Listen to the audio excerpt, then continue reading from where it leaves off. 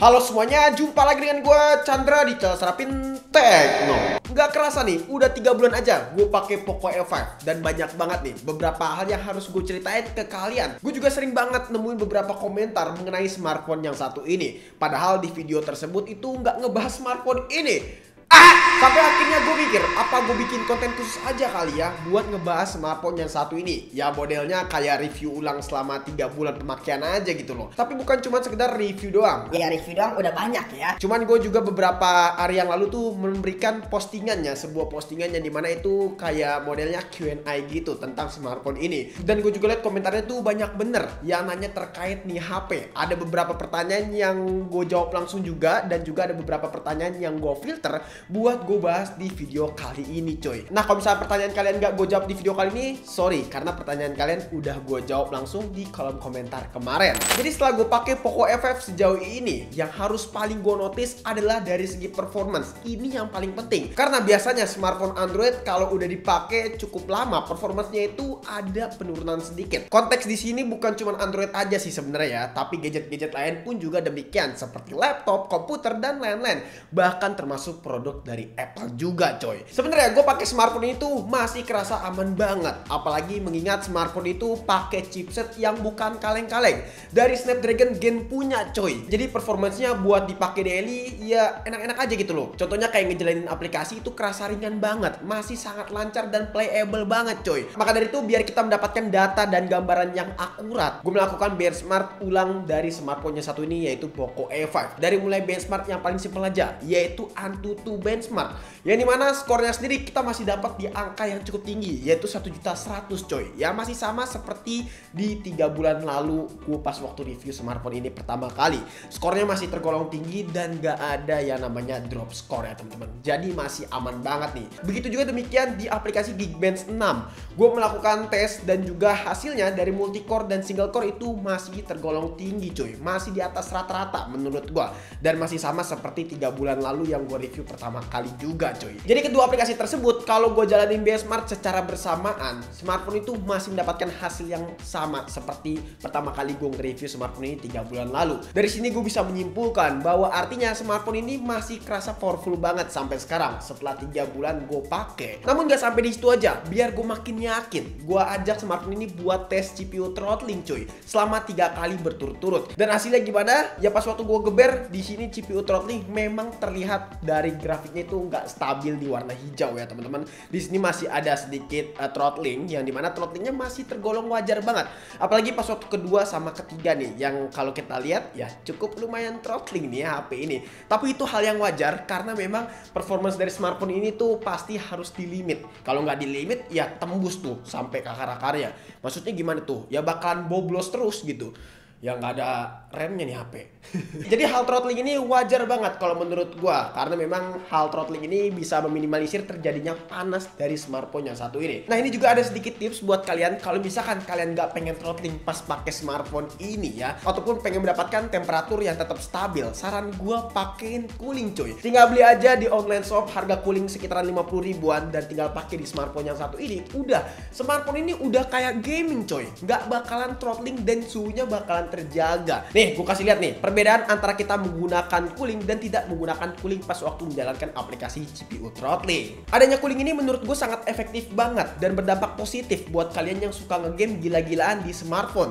Ya tinggal pakein cooling dan main game apapun udah, dengan waktu latency yang cukup lama, smartphone itu bakalan kerasa adem dan juga minim yang namanya throttling coy. Alias frame drop pun juga nggak ada di smartphone ini, asalkan kalian pakai cooling. Ya pakai cooling 50 ribuan ya not bad lah menurut gua. Secara performance gue bisa simpulkan selama 3 bulan pemakaian ini tuh kerasa aman banget coy. Entah itu main game ataupun sebagainya. Demikian juga pas waktu penggunaan sehari-hari. Gue nggak ngerasa smartphone ini tuh ada bug ataupun isu yang aneh-aneh. Karena MIUI 14 for Poco untuk sekarang itu udah much better, udah jauh lebih baik menurut gua ketimbang di seri sebelum-sebelumnya, yaitu di Poco F3 atau enggak Poco F4 ataupun Poco X3 series cuy. Jadi ini kerasa improvement banget buat versi MIUI kali ini. Tapi entah kenapa beberapa hari ini tuh gue ngeliat ada banyak notifikasi pop-up iklan ya dari aplikasi yang bisa dibilang cukup ngeganggu gitu loh. Ya memang ini bisa dimatiin sih, bisa dinonaktifkan aja dan udah kelar. Ya cuman gue ngerasa cukup terganggu aja dengan adanya pop-up iklan seperti ini. Ya bloatware dari Xiaomi memang gak pernah hilang sih. Selain itu yang harus gue notice juga adalah dari segi layar, yang dimana Poco E5 ini punya spesifikasi layar yang menarik banget. Bahkan sangat-sangat menarik coy buat di kelasnya, dan bisa bersaing nih layar HP ini. Namun gue nemuin beberapa komentar yang mereka itu masih ragu dengan durability dari layar smartphone yang satu ini. Ya mungkin trust issue kali ya, sama yang ada di Poco X3 Pro yang isunya itu ghost touch dan lain-lain. Namun hal tersebut kalian gak bakal nemuin kok di seri F-nya ini. Di seri X5 Pro juga demikian, gak ada tuh yang namanya misstop ataupun ghost touch dari seri sebelumnya kalau menurut gue. Tapi kalau dipikir-pikir kayaknya menarik juga ya kalau misalnya kita ngebahas Poco X5 Pro juga ya setelah pemakaian 3 bulan. Kalau misalnya kalian setuju, coba tulis di kolom komentar aja ya. Tapi pada intinya di seri F ini memang gak ada yang namanya isu kayak gitu coy. Isu layar itu gak ada. Ya waktu itu memang sempat ada sih, yaitu yang namanya ghost touch, dan itu ada di Poco F3 dan itu udah di fix lewat software update. Begitu juga demikian di Poco E5. Selama 3 bulan gue ngerasain layarnya ini masih fine-fine aja cuy. Buat dipakai daily enak banget. Di outdoor pun juga demikian. Layarnya sangatlah terang ya. Apalagi berkat brightness-nya yang bisa di-push sampai cukup tinggi nih kalau menurut gue. Apalagi kalau diajak ngecil kayak nonton film, kerasa enak banget nih. Soalnya layarnya udah pakai panel AMOLED, udah support SDR10 Plus pula. Jadi kerasa tajam layarnya HP. Cuman kekurangannya always on display dari smartphone itu cuma 10 detik aja. Walaupun udah pakai panel AMOLED ya tetap masih 10 detik aja. Ya gue tahu sih alasannya itu biar baterainya gak boros ya teman-teman. Dan kalau misalnya kalian emang pengen always on, bisa UBL dan custom room aja langsung smartphone yang satu ini. Cuman gue belum berani buat custom room si Poco E5 karena terakhir gue custom room si Redmi Note 9 hasil smartphone-nya matot alias mati total. Dan hal itu yang bikin gue sakit hati coy. Karena memang itu HP peninggalan gue dari dulu. Tapi untungnya buat refresh rate dari smartphone ini tuh udah bisa disetting stay di 120Hz cuy. Ataupun bisa kalian adjustable juga, artinya bisa menyesuaikan dengan penggunaan kalian. Biar baterai smartphone itu makin tambah irit cuy. Nah ngomongin baterai, bagian ini juga banyak banget nih ditanyakan soal baterainya. Mengingat kapasitas Poco E5 ini upgrade ya jadi 5000 mAh yang sebelumnya cuma 4500 mAh aja di Poco E4. Secara screen on time smartphone itu bisa bertahan 7-8 jam tergantung penggunaan kalian. Itu buat penggunaan normal ya teman-teman, 7-9 jam atau enggak 7-8 jam. Sama seperti smartphone Android pada umumnya lah dengan kapasitas baterai 5000 mAh. Ya contohnya main game Call of Duty Mobile selama 1 jam nonstop itu bisa berkurang sekitaran 20-22%. Ya cukup lumayan boros sih, tapi itu not bad lah menurut gue ya. Tapi memang cukup kerasa boros sih soalnya kita main pakai wifi bukan pakai seluler ya, jadi emang agak boros baterai ini kalau buat main game digeber-geber ya coy. Tapi untungnya walaupun smartphone ini agak sedikit boros pas waktu buat digeber main game, kecepatan charging dari smartphone itu udah ngebut 67 watt cuy, jadi udah kenceng banget. Tapi yang jelas sejauh ini gue pakai selama 3 bulan ya, buat baterainya ini masih kerasa aman banget cuy. Gak ada yang namanya baterai ngejam alias baterai loncat dari 100% sampai 96% misalkan abis di restart, itu gak ada, masih aman banget. Cuman gak tahu nih kedepannya baterainya bakalan masih seirit ini atau enggak. Tapi yang jelas namanya kesehatan baterai itu pasti bakalan menurun cuy, tergantung penggunaan baterai itu seberapa lama ya. Jadi kalau misalnya baterainya udah boros ya misalkan 2 tahun kemudian ya mesti diganti juga sih baterainya. Jadi nggak bisa kalian pakai baterai yang masih healthy gitu loh. Jadi kalian nggak bisa berharap baterainya itu masih tetap sehat. Sama aja kayak kalian lah yang belakang ini lagi sakit kan. Sama kayak gue juga sakit lagi.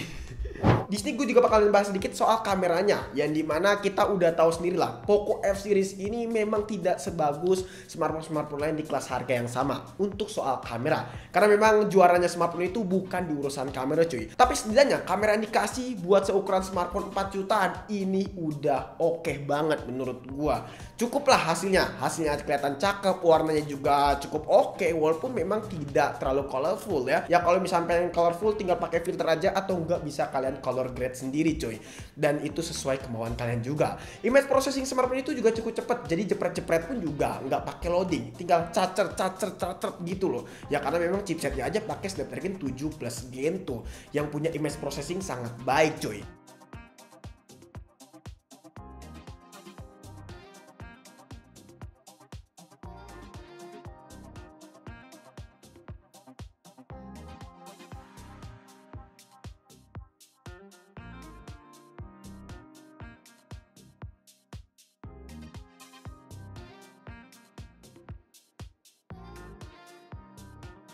sama satu lagi nih, kabar baiknya kalian juga bisa install aplikasi yang namanya Gcam di smartphone ini biar makin asik hasilnya. Dan saran gue kalau misalnya kalian pengen install Gcam, coba klik link yang ada di deskripsi aja buat device kalian. Ya semoga aja itu Gcam-nya cocok sih buat device kalian ya. Buat perekaman videonya ini yang paling penting menurut apa nih? Buat rekaman videonya juga yang paling penting karena di sini udah stabil mampus coy. Resolusinya juga bisa sampai 4K 30 fps untuk kamera belakang dan kamera depannya bisa sampai 1080p 60 fps. Jadi ini dia hasil kamera belakang dari Poco F5 di resolusi 4K 30 fps. Stabil. Ini lagi jalan sore ya di Vida Bekasi. Dan langit-langitnya juga bagus. Ya karena lagi suntuk aja di rumah jadi pengen keluar. Fokus. Autofokus. Ini lagi sama ponakan juga tuh.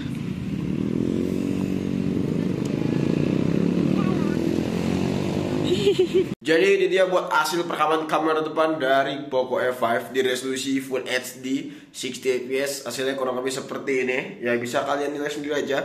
Kalau menurut gue sih hasilnya memang gak stabil di kayak di 30 fps ya. Tapi kan ini 60 fps jadi kelihatan smooth gitu loh videonya. Ya bisa kalian nilai lah intinya. Dan detailnya masih tajam banget walaupun memang ada sedikit efek sih ya. Efeknya di sini kalau kita lihat muka gue lebih cerah gitu kelihatannya. Tapi memang mungkin karena softbooknya juga sini ada juga jadi kelihatan cerah gitu.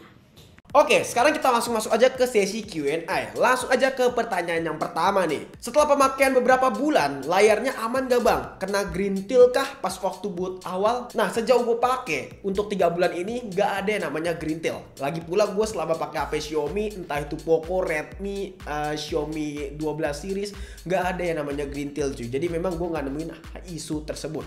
Ya kalau misalkan kalian nemuin isu tersebut, ya mungkin memang produknya lagi gacha atau enggak memang kalian lagi apes aja gitu loh. Tapi so far gue nggak nemuin isu yang namanya green tail di smartphone-nya Xiaomi ya cuy sejauh gue pakai. Lanjut, akan ada masalah hardware nggak bang? Yang kayak udah yang selalu masuk itu Poco lagi masuk ke servisan maksudnya ya. Dan sejauh ini gue pakai ya untuk masalah hardware nggak ada isunya cuy. Jadi kayak masalah speaker, hectic linear motor itu masih aman banget. Ya kalau misalkan masuk ke servisan itu baik lagi tergantung penggunaan kalian juga. Kalau misalnya penggunaannya barbar ya mungkin aja smartphone kalian bakalan sering diservis. Cuman gue pribadi sih nggak pernah ya si smartphone Poco ataupun smartphone Xiaomi masuk ke service centernya mereka gitu loh.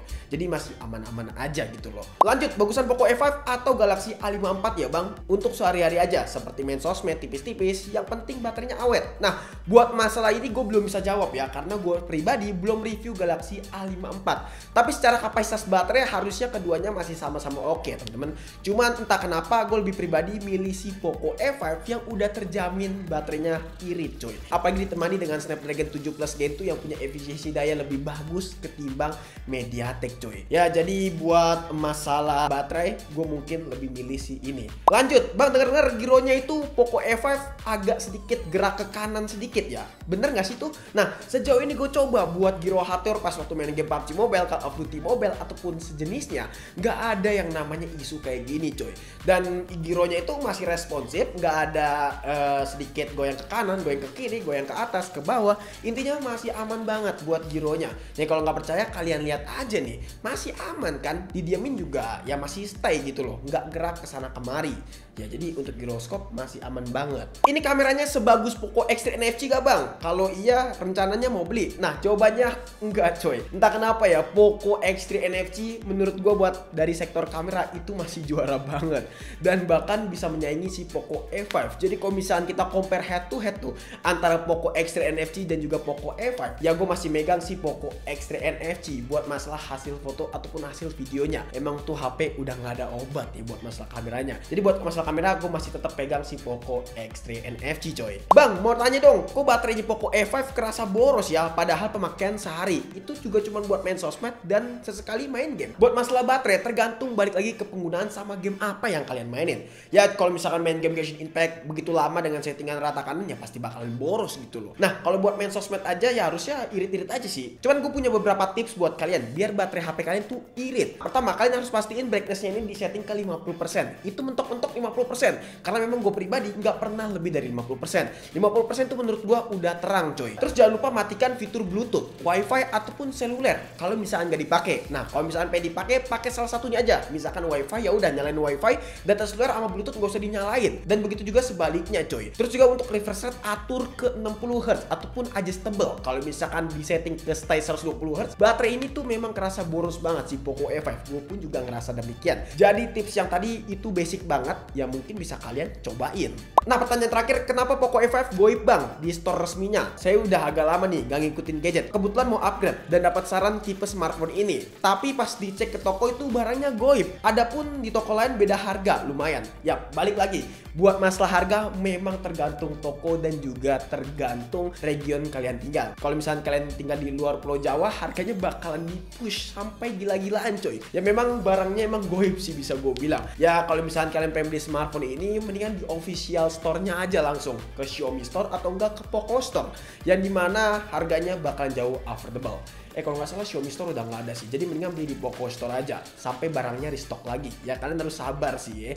Jadi kalau misalnya kalian beli smartphone ini di toko-toko yang harganya udah nggak ngotak, saran gue nggak usah karena itu nggak worth it coy. Kesimpulannya selama 3 bulan gue pakai smartphone ini tuh masih serasa aman banget coy. Cuman nggak tahu nih beberapa bulan ke depan smartphone itu bakalan jadi apa? Apakah ada isu ataupun ada bug yang aneh-aneh ataupun ada kendala yang aneh-aneh yang nggak gue tahu. Tapi yang jelas gue bakalan selalu update terus perkembangan si Poco E5 ini. Soalnya kalau gue lihat Poco E5 ini masih belum ada lawan buat di range harga 4 jutaan. Ya mengingat smartphone 4 jutaan zaman sekarang kan pada begitu ya. Spesifikasinya biasa aja dan juga harganya cukup lumayan menyentuh si Poco E5 ini. Jadi menurut gua Poco E5 masih sangat menarik buat kalian lirik coy. Ya tapi balik lagi bukan berarti gue menjelekan brand-brand lain ya teman-teman. Karena brand lain punya potensi ataupun punya keunggulannya tersendiri. Ya memang smartphone ini dijual dengan harga yang affordable dengan spesifikasi yang benar-benar ganas. Itu dia klaim dari gua. Jadi mungkin cukup sekian aja video kali ini. Kalau misalnya kalian punya pendapat atau punya pertanyaan bisa tulis di kolom komentar, bisa banget. Atau pengen nanya secara privat bisa DM juga di Instagram kita di @sermintekno. Atau pengen nanya secara lewat komunitas bisa juga nih join ke Telegram kita ya, komunitas Telegram, linknya ada di bio. Chandra pamit dan sampai jumpa di video selanjutnya. Until next time, goodbye.